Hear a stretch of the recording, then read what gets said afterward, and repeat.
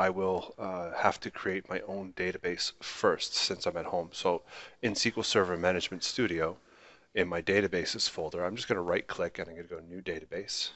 And I'm going to call my database midterm prep. What I'm going to do is I'm just going to open up midterm prep right here. You'll notice that I don't have anything in the tables right now. Let's go back to Blackboard and we'll open up customer database refresh.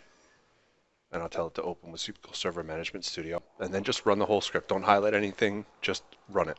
Okay. So I'm still in the midterm. Notice my tables hasn't updated yet. I'm going to right click and refresh. And now you can see I've got 3 tables here.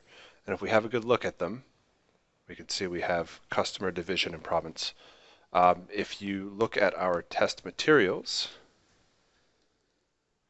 which is what we're going to do. I'm going to open it up in Adobe. You may have only Acrobat Reader, so that's maybe a small issue for you. Hopefully not too much of an issue. And we have the test prep workbook.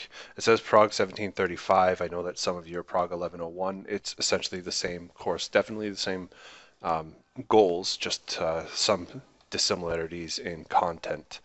But you will be fairly familiar with all of the techniques. But let's look at our data diagram. We have a division table, a province table, and a customer table. I'm going to shift this over here so we can have a look at it side by side. Division, customer, and province on the left-hand side here as well. You can see division is the grandparent table, or yeah, let's just call it the grandparent table. And then province is the parent table and customer is the child table.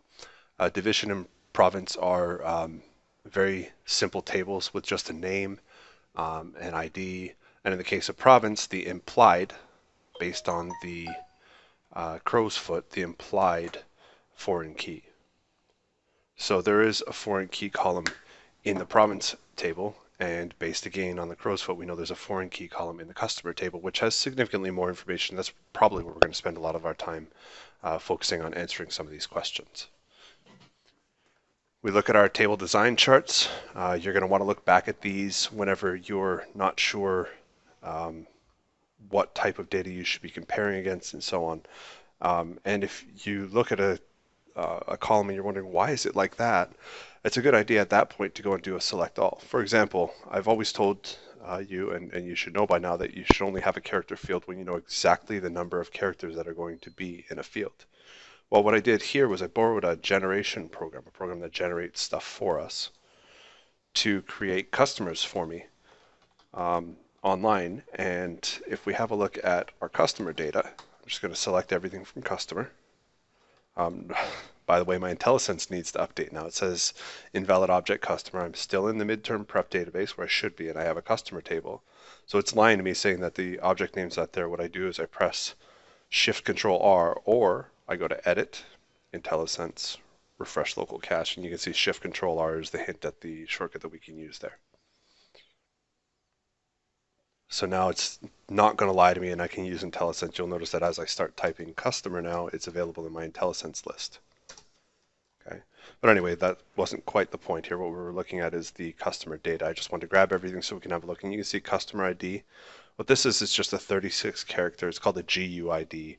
And it's generated semi-randomly by a certain algorithm on another website that will generate fairly likely to be unique IDs because there are billions upon billions of combinations here using alphanumeric. Anyhow, let's have a look at the rest of the data as well. We have a first name and last name column, a middle name column even. We have a street address, which includes often apartment numbers, street numbers, and street names, as well as street types. So you've got RD dot, you got avenue, you got ave, you got, so these are sort of free form street addresses. We're not going to be messing around too much with what's in there at this point, but perhaps sometime in the future we'll revisit this and try to determine which ones are avenues despite the fact they're written differently and so on. All right, we've also got a city, got a postal code column. You notice that the postal code column has 6 characters. They can be letters and numbers, and if we look back at our data model, then you can see our postal code is a char 6 field. We'll come up against something where we have to do some critical thinking, not significant amount, but some critical thinking later on. Province abbreviation, Notice that Northwest Territories, NT, Saskatchewan, Alberta, Ontario, Quebec, we know these two character province abbreviations that we've used throughout our lives in Canada. I know some people here are not from Canada, but you can get a quick list of what these things are elsewhere online. So if you just look, for example, for province abbreviations on Google, you can see which abbreviation belongs to which province, but that's kind of unimportant for what we're working with right now. So then we've got country, and I set it so that all of the customers in this database are from Canada. So it's just sort of a field that's there that we're hardly going to use. The date of birth has been randomly generated, date added, and so on have all been randomly generated. I massaged it a little bit when I got the data to make sure that it made sense that, you know, they were added after they were born and so on. There's a minimum and maximum income that I put in, but we're not going to talk about that either.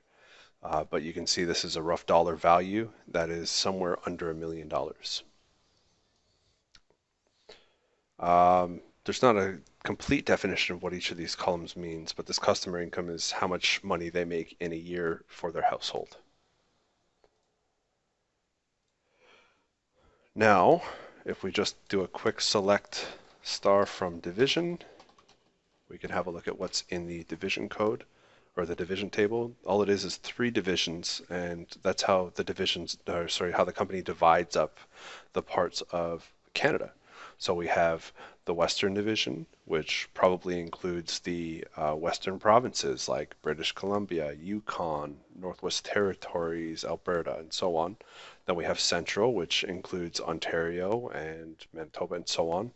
And then we have the Eastern, which includes Quebec, Newfoundland, New Brunswick, and PEI. So, you know, we have our maritime province in the eastern side.